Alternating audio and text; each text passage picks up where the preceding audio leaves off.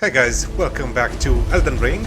Today we're doing the Leyndell Royal Capital, and we start by sneaking up on this guy right here, the knight, the Phonic Sentinel. We're summoning our mimic. We get the weird glitch where if you use a spirit summon and then the physic, it plays the same animation for the physic. I don't know what that's about, but you know, we got it working. We are set up for the fight, and we begin by rotting the Draconic Tree Sentinel, and the rest is just a formality. As you can imagine, it's not really a challenge. I tried doing a charged heavy attack a couple of times, I think, and realize I'm not really good at spacing. But as you can see, I'm doing quite a bit of fucking damage to this guy, even with a regular R1. The fully charged R2 does a whole bunch of damage, as you can see. So yeah, pretty happy with my damage. I did off camera. I did go and upgraded my weapons a little bit. I got the 200 to plus 23, which is the highest you can go before the mountaintops of the giants, I think. Pretty sure. And I also maxed out the Dark Moon Greatsword, but we're not gonna use that in this one. But it's good to have it maxed out. I had to choose between maxing out the Dark Moon Greatsword and the seal, the Dragon Communion seal, and I figured, you know, might as well get the weapon fully upgraded. Switching to the Intelligence Heirloom here for more damage. But yeah, I figured it's better to have the weapon fully upgraded, because the seal, I'm just using it to cast Rotten Breath. Like, I'm not trying to do damage with it. I'm just trying to get the bosses rotted, so that doesn't, you know, the seal being fully upgraded doesn't really affect that. Doesn't affect the Scarlet Rot build-up, I'm pretty sure. Not by any significant amount anyway, so yeah, I figured better to upgrade the weapon, and we're gonna use it in the future for some bosses, I'm pretty sure. I'm gonna keep the 200 for the sort of the PvE, the non-boss encounters, and then switch to the Dark Moon Greatsword. But yeah, we are into the capital right now. We got some magic grease, which I'm never gonna use. We got the finger remedy, which I might use. I don't know. We'll see. And here we are in the capital, at the base of the Earth Tree. Quite a big Earth Tree. I think I stop here for a second, line up for a screenshot for the thumbnail. I don't know if this is gonna be the thumbnail, because a lot happens in this video. But you know, it's good that it's there. It gives me options. But I'm gonna leave you with this conversation with Melina.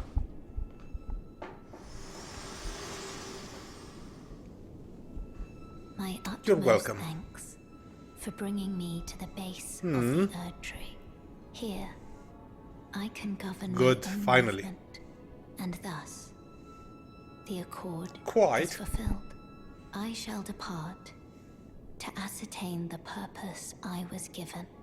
Farewell. I shall leave Torrent and the power to turn runes into strength. Here, Thank God. with you, I wish you luck in realizing your ambition. You have fought long and hard. I have no doubt you will become Elden Lord. May you take the throne. Thank you. I will be a merciless tyrant. And when I first played the game, and I got to this point talking to Melina, and she said she's gonna make her own way or whatever, govern her own movement. I got scared that the game was gonna take the power to level up away from me, but no, she does say she lets you still level up, which makes sense. But you know, there was a moment where I got scared, but it's fine. But yeah, this is the royal capital. Not my favorite dungeon in the beginning when I first started playing, because I just didn't know how to go through it. And what I mean by that is I didn't know the critical path, how to get to the boss. and that gives me anxiety, you know, like if I don't know where I'm going, I have a hard time exploring, or certainly have a hard time enjoying the exploration. So yeah, but now that I know how to get to the boss, like you can jump down on these rooftops and just go straight to the boss in like 2 minutes. Now I am able to, you know, enjoy the dungeon and sort of take my time with it, because I know at any point I can just go to the boss, right? Like it's, you know, I don't know what that says about me, but I do enjoy Leyndell right now. It's very daunting when you get here the first time. It feels like it's this massive level, and it is pretty big, but it's not as big as you think. It's actually quite linear, and I mean, it's more linear than at first impression. But yeah, once you go through it a couple of times, you realize that it's pretty cool, pretty fine, and you can enjoy it. And it's a beautiful area, like with these all these golden rooftops, and because it's obviously the capital of the whole country, I guess. What is this? The whole land is the royal capital of the kingdom, I suppose. So yeah, it better be majestic, and it is. And considering this is a sort of a post-apocalyptic scenario, imagine what it was like, you know, in its prime. But I don't think we'll ever get to see that. But yeah, I'm just this isn't gonna be a 100% walkthrough of Leyndell. I do get most of it in this one, as you can see by the length of the video. But it, you know, broad strokes, I cover most of it, most of the surface, that is, but not everything. I like killing these guys. I probably have some kind of a PTSD about them. I don't think they ever do anything. Like, I don't think they get up and sneak up on you, but you know, I'm being cautious here because I think this is a different room that is much more dangerous than this one. As you can see, I'm buffing up and all of that, but it turns out to be the wrong room. This is not such a dangerous room, and to be honest, neither is the room I was thinking of, because no room is dangerous when you have the Zweihander.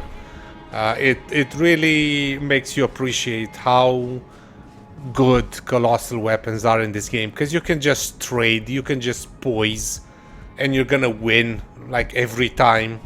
So that's really cool, and this is why I fell in love with the Zweihander in Dark Souls 1, and certainly why I fell in love with it in Elden Ring. I think I've said this story before, where in the beginning I was using the Sword of Night and Flame, and I was struggling with a lot of enemies because it's a straight sword. It doesn't do all that much poise damage, so I was struggling against some enemies, but once I unlocked the Zweihander, I say unlocked. Once the thought crossed my mind to use the Zweihander and I tested it out, I fell in love with it. So yeah, again, I'm being cautious here because I think I'm in another place. This is gonna happen a couple of times in this one, because yeah, it's a big, confusing place. Especially since I mostly run through it. Usually when I'm playing on my own time, by the time I get here, I just want to get it over with. I just want to, you know, finish the game, finish the main story, and get the sacred relic sword so I can farm and do the optional content. But since the upload schedule has been so sporadic and I played the game so sparingly for the playthrough, I don't really feel that. So it felt pretty good to, you know, to go through Leyndell in its entirety, or damn near close enough. This is the room I was talking about, where it's pretty dangerous, and it is normally. It's pretty dangerous because you have like one of these pages, you have two perfumers who can buff them. So it can get pretty ugly pretty quickly, but not when you have a fully upgraded, well, not fully upgraded, but nearly fully maxed out Zweihander. It's not stressful at all. As you saw, I took one hit or something. Like, it's not an issue. But yeah, I'm definitely over leveled for this area, which is, I think it's a good thing. Like, you'll see we're fighting like smithing stone 6s or something in Leyndell, which, you know, we're way past that point where I need smithing stones 8 or 9s at this point. So we're definitely over leveled. But again, when you have a game that's so praised, or, you know, so talked about for its difficulty, and you manage to overcome that by upgrading yourself, your character, leveling up your character, and upgrading your weapons, and you are able to overcome the difficulty by just simply being so powerful that it doesn't matter. I count that as a victory. Not everyone agrees with me, but I think most people, I would say the majority of players, agree with me on that one. I'm sure there's a vocal minority who disagrees, but, you know, it's a minority, so it doesn't really matter for our purposes. But yeah, as you can see, not even these knights, which are essentially the Black Knights from the Dark Souls games, not even these knights stand a chance against the Zweihander. The thing with these sort of bigger, more imposing enemies is you need to be aggressive. Especially if you have the weapon to back you up, you need to be aggressive, because if you're running away from them, if you're backing away, if you are sort of panic rolling and you know, giving them the space, they will use that to their advantage, because they are trying to be fancy here, but don't really manage it. But yeah, if you know, they're bigger than you, they have more range than you, so if you give them the space, they will kill you. But if you are in their face and, as you see, you just keep hitting them and being aggressive, they stand no chance. Like, you're just gonna stun lock them to death with a big weapon. So that's pretty cool. That's an empowering feeling, I have to say, and I do enjoy it a lot. Well, oh yeah, we're gonna fight a boss here. I don't think this counts as a boss.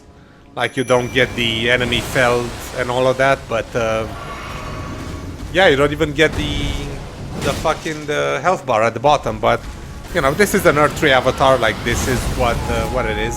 I don't know what it's doing here. I suppose it's near the Earth 3, so it makes sense that it would be here. But as you can see, I'm doing like 2,000 damage to it with a fully charged R2, and it doesn't do that much damage to me. Like, not even half my health for that skill. Pretty good.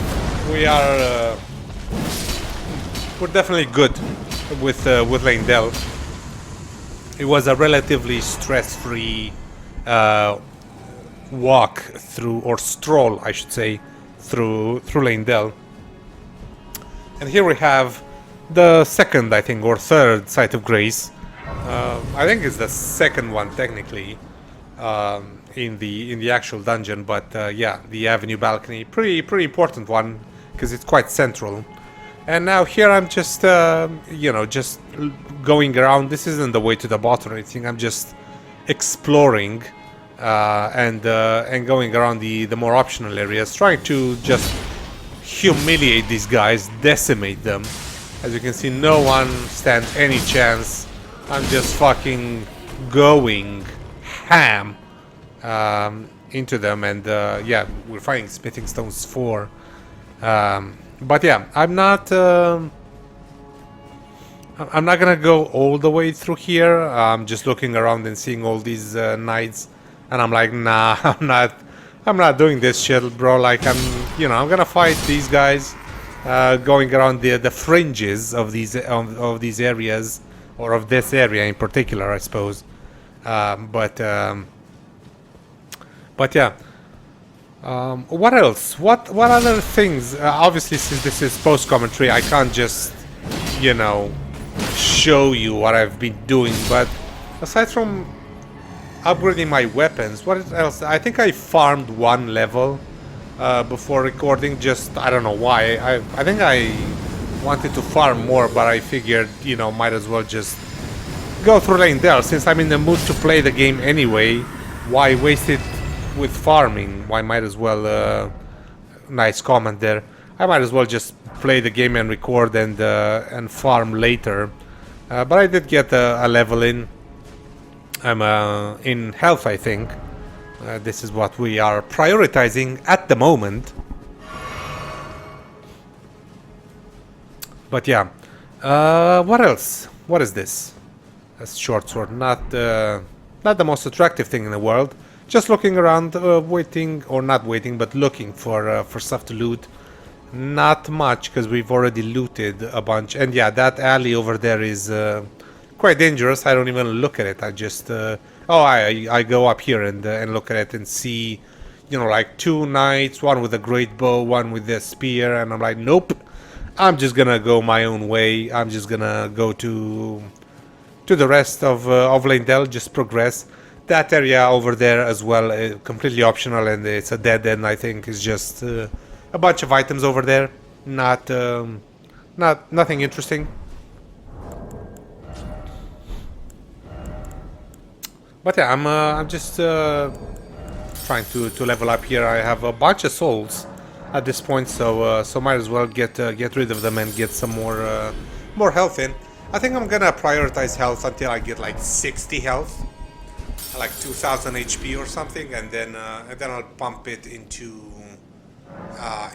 intelligence just to get some more damage. But yeah, definitely prioritizing health at this point, because yeah, this area, well, not this area specifically, but the next areas are gonna, you know, definitely be a spike in difficulty and in the damage taken, and we're gonna make good use of the health bar. I'm being a bit indecisive here. I don't know what to do exactly, because if I jump over this fence over here, I can go into a completely different area, which is the sewers, the underground of Leyndell, but I decide against it, because that's it's a whole thing. I don't know if I'm gonna do it. I might. There's a bunch of good items over there, and it's a pretty fun area. Well, not necessarily fun, but interesting. So I don't know. I don't want to commit. I don't want to promise anything, but you know, there is a sewer section of Leyndell, but we can do that at any time. Right now, I just want to, you know, sort of push forward and finish Leyndell and finish sort of the main story, and then I can sort of relax, maybe farm a little bit, get more powerful, and then tackle the optional areas, including the sewers. But definitely not doing the sewers today, because we have enough on our plate as it is, with all the bosses that we need to kill. I mean, we don't have that many bosses left actually in the main story.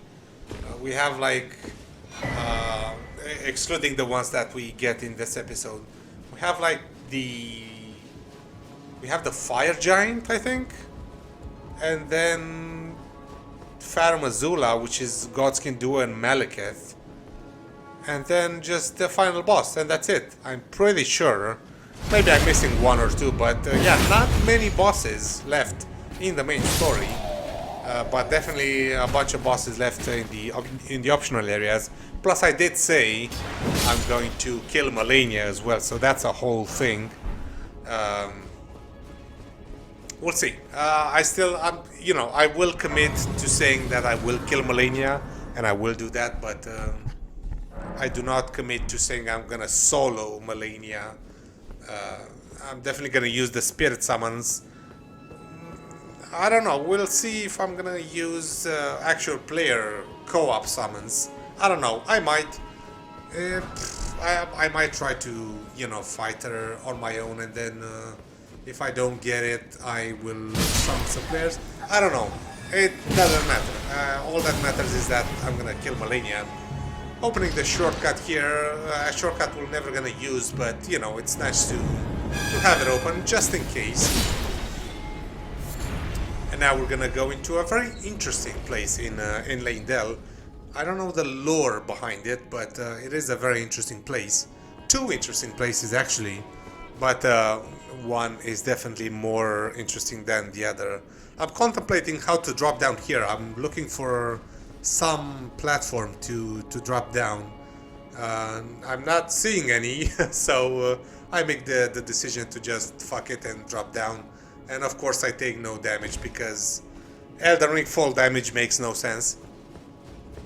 But yeah, welcome to the fortified manor. This place might look familiar to you. It should look familiar to you because it is a carbon copy of the what do you call it? The Round Table Hold. I obviously don't know the lore behind it, like why this location is here, or rather why the Round Table Hold looks like this location, because this isn't the actual Round Table Hold. It's deserted and there's no one here, but you can still go to the Round Table Hold, and everyone will be there. So there's obviously two different locations that look the same. So I don't know what's up with that, but you know, it's really cool to sort of explore a different or alternate version of the Round Table Hold. And I really like that they put an item in almost every room. Like they are trying to incentivize or encourage you to explore and really, you know, realize or become aware that this is the Round Table Hold, or the same location, the same layout as Round Table Hold. So yeah, pretty cool that they did that. And you get some cool items in here. Not really. I changed my mind as I was saying that, but you know, they're cool in theory. They're not actually cool, or I suppose they're not actually useful. You get like miscellaneous stuff, but you know, there is something. They're not mushrooms or something like that. They're actually weapons and various other items that you get in here. So that's pretty cool. I'm just a bit confused right now because I'm trying to get to the upper floor and I don't remember how, but then I remembered how. You need to actually go out. That's the shortcut we just opened, but yeah, you need to go out and go around on this raised portion and then jump on these shacks to the first floor or the upper floor, depending on where you are in the world. It's either the first floor or the second floor, or the upper floor, I guess. But yeah, just dealing with these dogs and going up here to the, I suppose the game calls it the first floor. So yeah, the first floor it shall be called. And this is way more familiar, I suppose, because you come here a lot to you know, upgrade your weapons and stuff. Struggling a bit to get this item, but we get it. Yeah, Smithing Stone 6, so we are way ahead of what the game intends, which is again good. It's a good thing. A hero's rune, very nice. What is this? Buy my sword. We're not gonna use that gesture, I'm pretty sure, although it looks cool, but you know, we don't do multiplayer, so there's no real reason to use emotes. I mean, there's a couple of instances where you have to use an emote in the game, but not in Leyndell, I'm pretty sure. You can use a spell at some point to do a cool thing, but we're not gonna use that. We don't have the spell, and I already know what the cool thing is, so there's no point in going out of my way to get the spell. But yeah, as you can see, we get some rune arcs, some coded sword, which we're not gonna use. Some smithing stones, we're not gonna use those because they are way beneath us. Like, we're done upgrading our weapons for a while now. And again, there's an item in every room to really get the point across that this is the Round Table Hold. I don't remember what else is there. I think there's a seedbed curse in here. Yeah. I don't know what these items do. I think if you get 3 of them, it does something. For the Dung Eaters ending, if you want to do that. I'm not gonna do that, so, and I never will do that, so I don't care about that. So I'm gonna do either the classic ending, the Elden Lord ending, or the Ronnie ending. I don't know. I haven't decided yet. Let me know if you prefer an ending over the other, but I'm not decided yet. I don't know. I like both of them. I think the Elden Lord ending is cool for the screenshot, for the thumbnail to show me on the throne. That's a cool moment.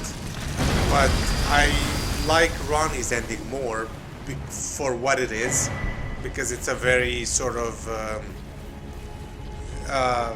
it's an ending that resonates with me as a person, where it's like the Ronnie's ending is essentially Ronnie goes to space and takes you with her and leaves the lands between without a god, which is something I sort of resonate with. So I might go with the Ronnie ending for that reason, but you know, it's also nice to get closure and in becoming Elden Lord ourselves and just seeing ourselves on the throne and sort of do our own sort of headcanon from there. But we'll see. We are we are a long way away from the ending. So I mean, not that long away, but you know, still a ways away from the ending. This is familiar because this is where we teleported, or where we got teleported at the beginning of the game, from the Tower of Return in the Weeping Peninsula. And I use this teleporter. I don't know why. I mean, I guess hindsight is a hell of a drug, but this is just the divine tower for Malenia. So you can only activate this once you kill Malenia, and we are definitely a very long way away from that. So yeah, I'm just going back to the, what do you call it, the West Capital Rampart, and we can keep going with the dungeon with Leyndell. I think we're going to the boss now. Pretty sure we do. Yes, we are. I'm sort of, obviously this is an hour-long video, and my memory is not the greatest. This is an overview of the stuff we're not gonna do. I mean, we will do some of it, but not all of it. But yeah, since my memory is not the greatest, and this is such a long video, I don't remember what I did. Not really. So I'm sort of reacting more than commentating on what I did. Like, we're pretty much watching these videos together, and I died. Very silly death, and I should have been faster with the quit out, but you know, ultimately it's the same thing. Like, we're gonna respawn at the West Capital Rampart anyway. It's right there. We're not losing that much time, and it actually benefits because it resets the gargoyle, so I don't have to deal with it, because the gargoyle only activates or aggroes when the envoys aggro. So yeah, we can just run past it, and we can now go to the boss. This is not the boss, but it is a boss of Leyndell. Up on these branches, you wanna manage your stamina really well, because these guys, what is it called, Earth Tree Guardians or whatever, these are very aggressive in that they notice you and they just attack you instantly. They don't you know, think about it for too long. Like, a lot of enemies will sort of circle you for a little bit and, you know, give you an opportunity to attack them, but not these guys. Anyway, this is Godfrey, the first Elden Lord. I'm not gonna bother with trying to rot this guy, because he's obviously a ghost. I mean, he's not actually a ghost. I think he's a projection or an illusion or something like that. But functionally, he's a ghost, so he doesn't, you know, he doesn't get rotted or poisoned, or he can't be bled either, I'm pretty sure. No status effects work on this guy, which makes sense, but the one status effect that does work on him is physical damage, as you can see. And we get our third talisman's pouch, which is very handy. I mean, not really. I mean, it's handy in the long run, but not... I don't have any sort of talismans that I have to be using right now. But just throw on... I don't even know what I put on the stamina talisman. I'm pretty sure or I go with the roar talisman.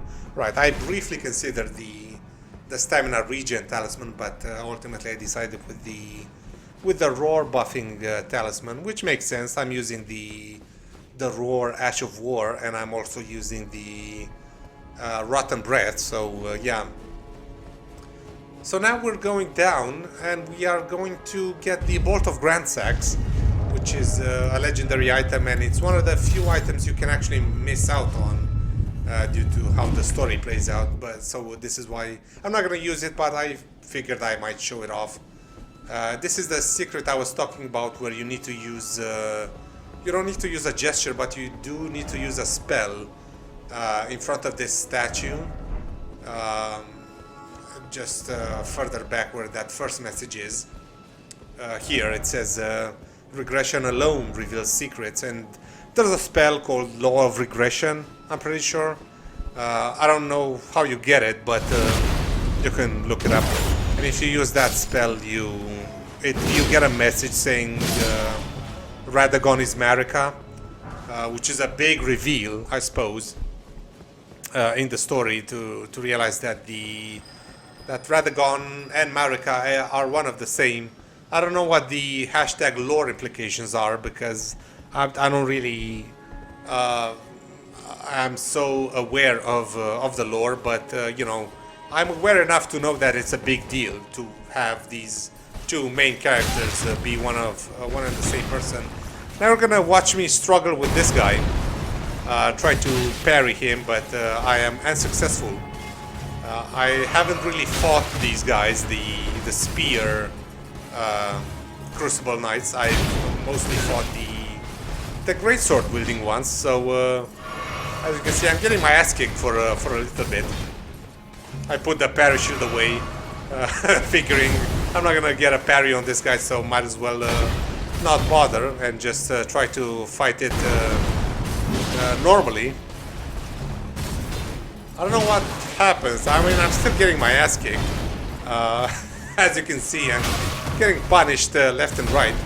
I don't know how I ultimately beat it. I don't know what I figure out about it, but yeah, I keep trying to parry it, and it's not working out.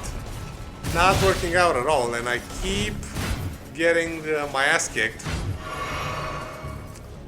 Still trying to parry it, still not getting it. Almost died. That's cool. Heal. Very nice. 3 flasks left. It's nice that you can jump that at least. Still not getting the parry. Finally, I get the parry now. After 5,000 years of trying, I get the parry, and I think I only get one parry, because then we have the phase 2 for this guy, and yeah, I get grabbed here, and all my dreams of getting a parry are slowly dwindling, because my healing is also dwindling. So yeah, I'm not in the mood to play games right now. I just want to kill this guy and be done with it, and I do. You know, slowly but surely, I do kill him. I could have easily just not fought him, but you know, I suppose I wanted to fight him. I wanted to parry him, and then I was committed to the fight, even though I didn't really manage to parry him as I envisioned. But yeah, this is where you get the Bolt of Grand Sax. And again, this is a missable item. I don't think I even show it off. I just grab it and teleport to whatever site of grace. I even teleport to the wrong site of grace. I just wanted to get out of there. But yeah, now we can go back to the Earth Tree Sanctuary and continue on with the main path, with the critical path. But we can also level up, and again we hit level 100 and we are focusing on health. And I realize I have a bunch of runes, so I fast travel to the Round Table Hall to sell them, because there's a lot of runes, and it's way faster to just sell them as opposed to using them manually and going through the animation every time and navigating the inventory every time. It needs to slay up A bloody god. Oh, it's you. Don't pay me any mind. I wasn't going to. Just lay Yep. out your arms. Alright. So here I am selling. I was gonna say losing, but I'm not losing them. I'm literally doing the opposite. I'm gaining the runes, and I have 100 and something thousand. 191, and we get 3 level ups. 49 health. That's pretty good. And now we can go back to the critical path. Pretty sure there's a way to immediately fast travel to the last site of grace used, but I haven't looked into it. I haven't used that ever. It's fine. It's not a speed run or something that we can just slowly pan across the map and fast travel that way. But yeah, we are getting close to the boss of Leyndell. Removing the parry shield and buffing up for that assassin over there. I don't think you have to kill this guy or this girl, I suppose, because the assassins are all female. But you don't have to kill her. But you know, might as well. Might as well, since we're doing so much damage, and we have a nice amount of runes there. 5, 5, 5, 5. That's pretty cool.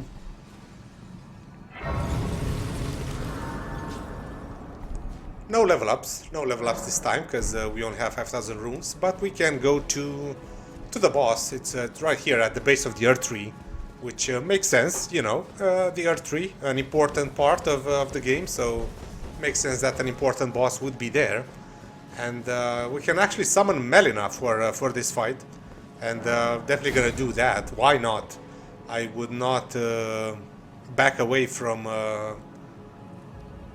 summoning an NPC, especially Melina, which is such an important NPC. But yeah, we can now go, and I leave the cutscene to play just because it's pretty cool.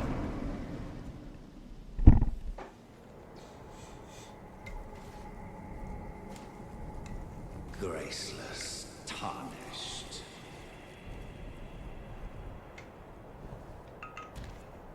What is thy business with these thrones?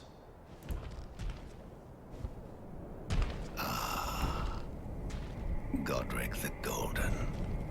That's dead. The twin prodigies, Mikola and Those aren't dead. Malenia. Not yet, anyway. General Dead. Radahn. Praetor Dead. Rykard.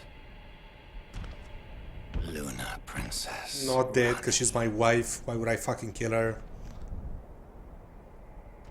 Willful traitors. All. Okay.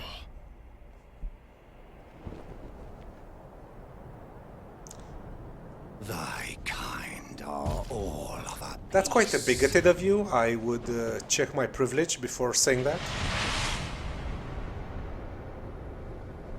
pillagers, emboldened by the flame of ambition.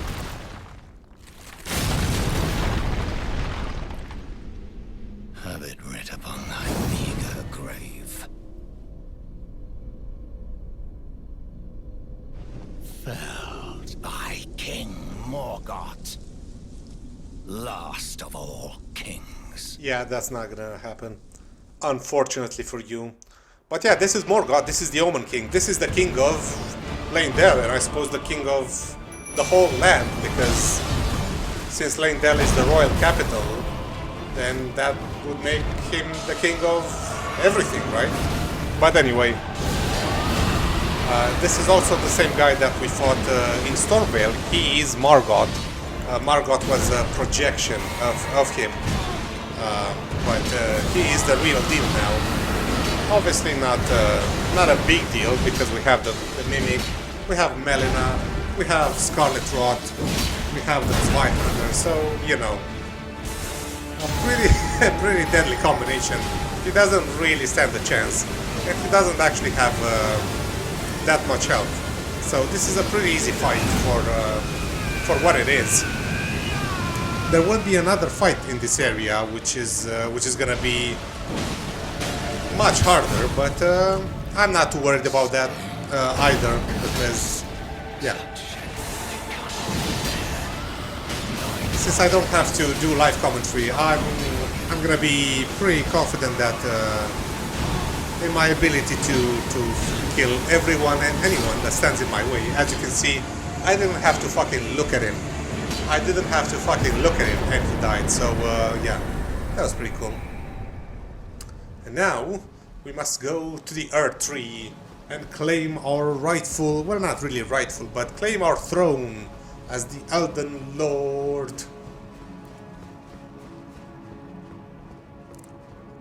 Oh no, impenetrable thorns refuse all, none may enter the Earth Tree. Yeah, you have to go and do that, otherwise the Site of Grace doesn't spawn and you can't leave the area, so you do have to do that because the game needs to tell you that you can't enter the Earth Tree. But we have another conversation with Melina. Hello again. We're friends now, apparently. Allow me a moment to converse with you. You were unable to enter the Erd Tree. Yes. No? Prevented by the mantle Yes. of barbs. The thorns I've are been told. impenetrable. A husk of the Erd Tree's being that spurns all that exists without. The only way to stand before the Elden Ring and become the Elden Lord is to pass the Thanks, thorns. Sherlock. My purpose serves to aid in that very act. So I'd like you to undertake a new journey. A new with me journey. To the flame of ruin, far above the clouds, upon the snowy mountain tops of the giants. Then I can set the Erd Tree aflame and guide you down the path to becoming Elden Lord. The rolled medallion and the red mark. Very cool. Get out of here, Melina, because I need to level up. And I don't want to go through the whole conversation with her.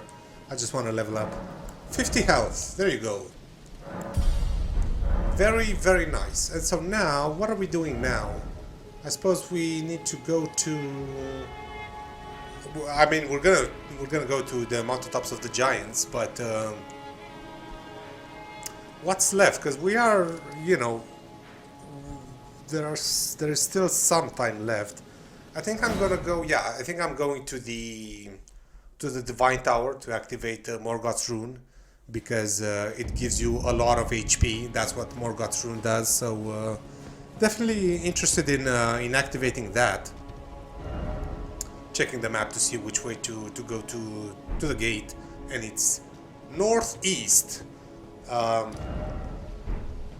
But yeah, Godric's Rune, pretty good. It gives you like 5 in every stat, I'm pretty sure. So definitely useful, but definitely useful early game, I mean. But now I just really need the health, and that's about it. But yeah, that was in Leyndell. That was the royal capital. Again, broad strokes. We kind of did it all. We missed some small areas, some small corners, but nothing really crucial, I don't think. Apart from the underground, the sewer system, the subterranean shunning grounds, which, yes, they are technically part of Leyndell because they're the sewers, but actually, gameplay-wise, they are a different dungeon. They are a different area of the game. So we're gonna do those in another episode. This would be a monster if I were to do both Leyndell and the sewers in one go. I would be like a 2.5 hour video, and I don't mind recording and uploading that, but I do mind commentating that. So definitely not doing that. We're just gonna go up to the what is it called? To the Divine Tower, just to get the rune activated.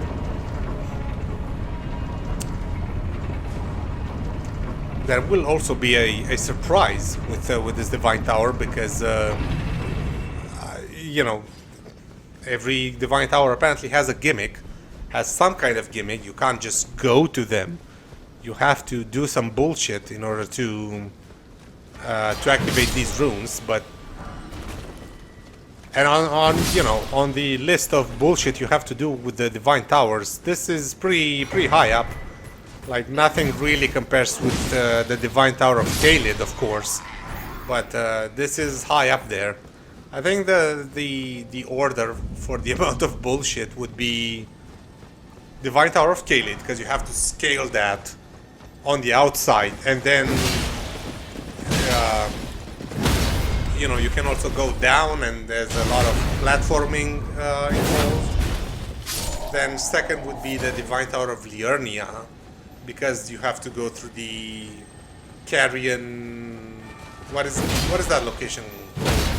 The Carrion Tower, the library stuff. I don't know what it's called, but you have to go through that, and the inverted version of that in order to get to the Divine Tower. And then there's this one, which you have to fight the boss essentially, which I forgot about, but it's fine.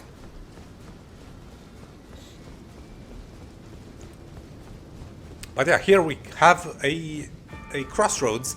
We can go down on the elevator, and we'll do that, and that's the progression path. But this is the Divine Tower, and you have this one guy here, and I go and kill him, and then I realize what is gonna happen, and I turn back to leave, but it's too late. The boss fight has begun. It's not the worst boss fight in the world, but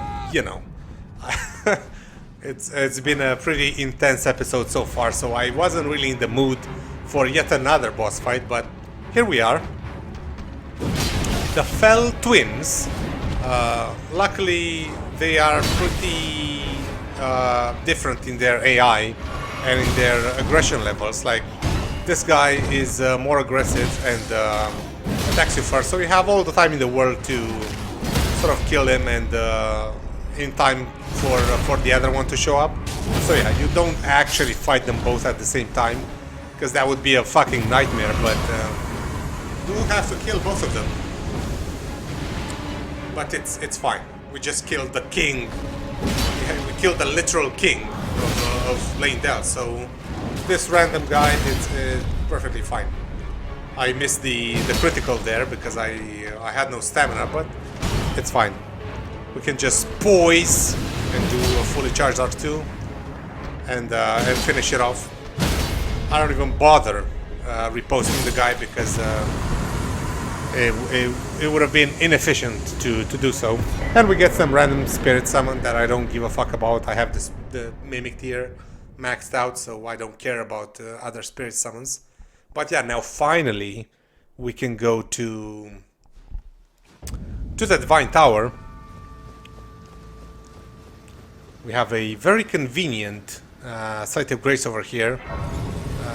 I say very convenient. It's it's better than nothing, but I would have preferred a site of grace at the elevator rather than here. But you take what you can get and move on.